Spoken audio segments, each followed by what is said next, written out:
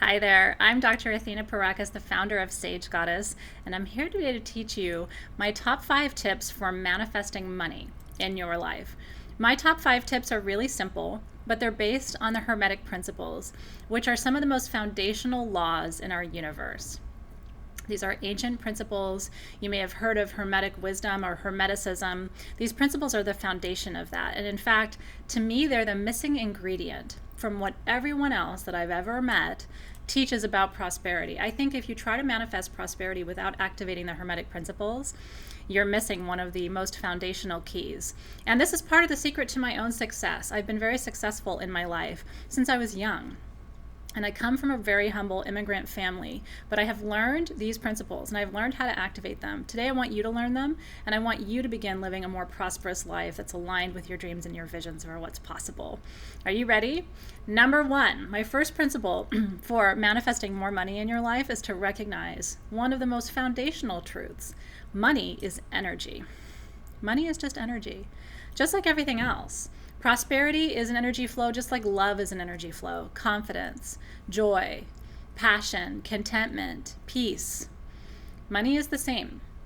And once you recognize that money is an energy, you're going to be activating one of the primary Hermetic principles of vibration.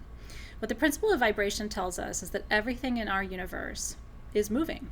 It's actually basic physics, right? Nothing rests. Everything is in motion. And so money itself is not at rest. Money is an energy. Currency is an energy. And so how is it flowing in your life? I always think of currency as a current. How is it flowing? Is it flowing easily to you and through you? Did you know, and I had to learn this as an immigrant, because a lot of the way we experience prosperity in our life is anchored in our beliefs growing up. I had to learn not to hold on to money like this. That's what a lot of immigrants do because they're afraid of losing it. And rightfully so. They've had experiences that suggest that that is a concern. But the tighter you hold on to money, the more it resists you. Have you noticed?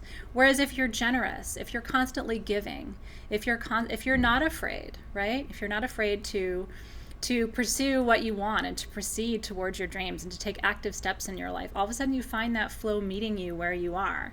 And then there's an ebb and a flow, a give and a take, and that's where you want to be. And so instead of holding on so tight to your money, activate this first principle.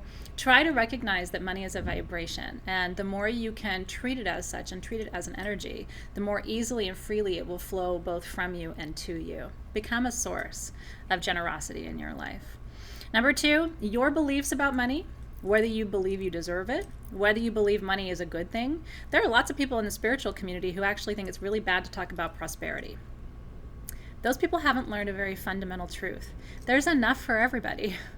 There's enough prosperity in the universe for me to be prosperous and for you to be prosperous too. And for everyone that we both know to be prosperous. So there's no reason for me to not want you to be prosperous or for you to not want me to be prosperous. And in fact, my prosperity should be a sign to you that what I'm teaching you is true.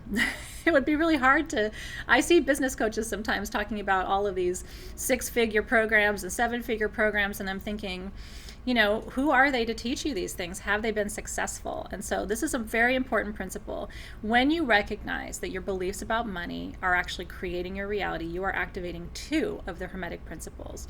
The first one is the principle of correspondence. As within, so without. The way you think about money is the life you create, okay? As above, so below. In other words, the prosperity that we believe exists in the spirit realm is manifest here on earth. And so if we think that resources are limited, what we're really saying is that we think the universe is limited. And come on, I don't think you believe that. I certainly can tell you I don't believe that. So as I said, number 1 is you got to understand that money is energy. And number 2 is you have to recognize that the way you think about money from the time you're a child actually creates your reality.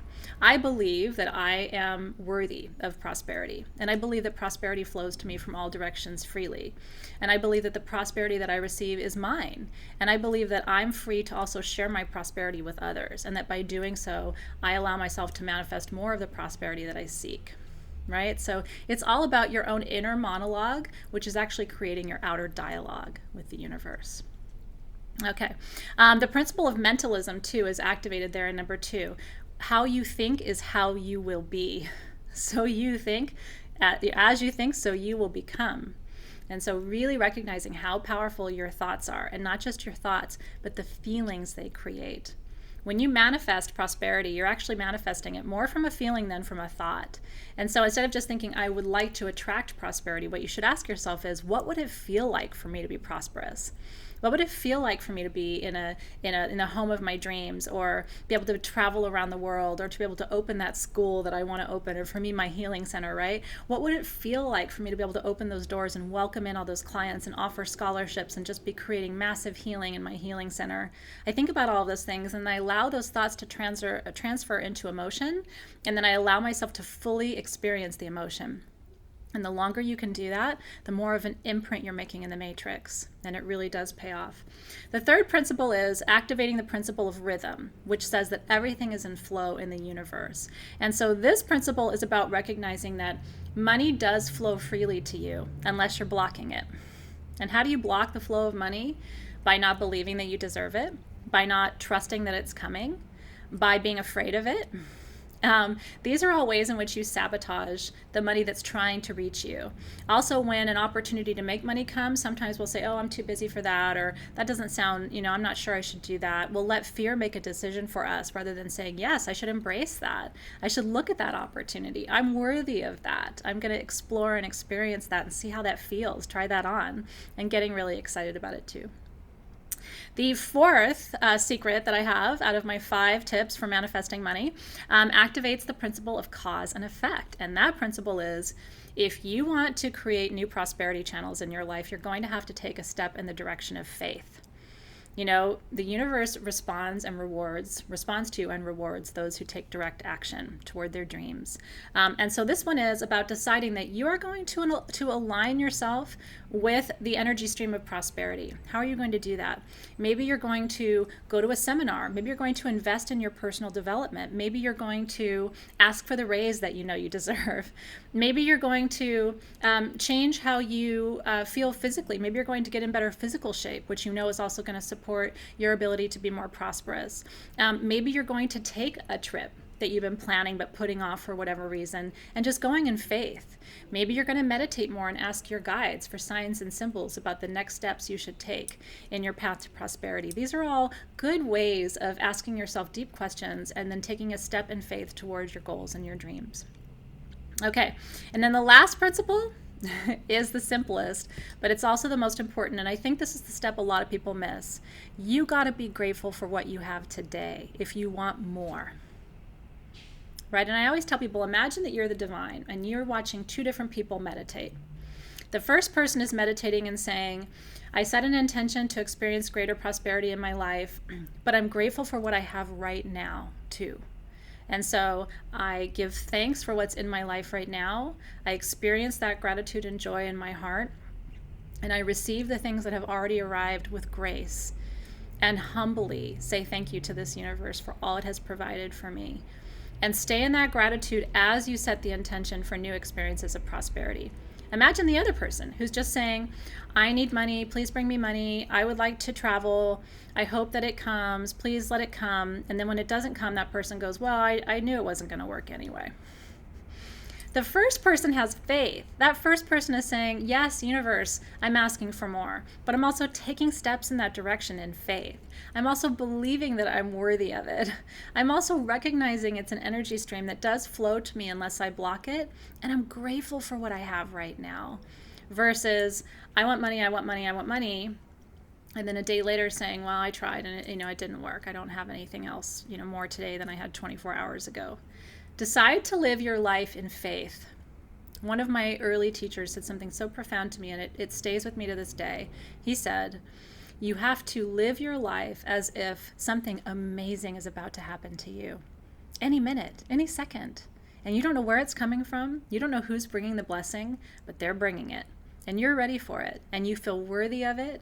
And again, allowing yourself, what if that was true? What if tomorrow was guaranteed to be the best day of your life? How would you feel right now?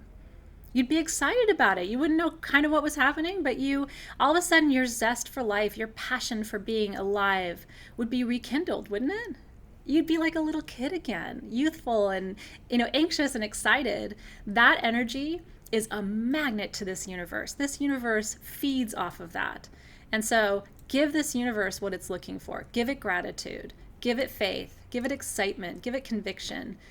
You know, don't let anyone tell you that what I'm sharing with you isn't true and possible. I'm living it, and so are many of my clients around the world. If you'd like to learn more, head to sagegoddess.com. I have a beautiful blog. I teach online classes about all of this as well. You're welcome to join me at any time. But for now, I hope these principles have helped you. I hope they've motivated you, inspired you a little bit, especially as we head into May, which is the most important month of the year for working money magic.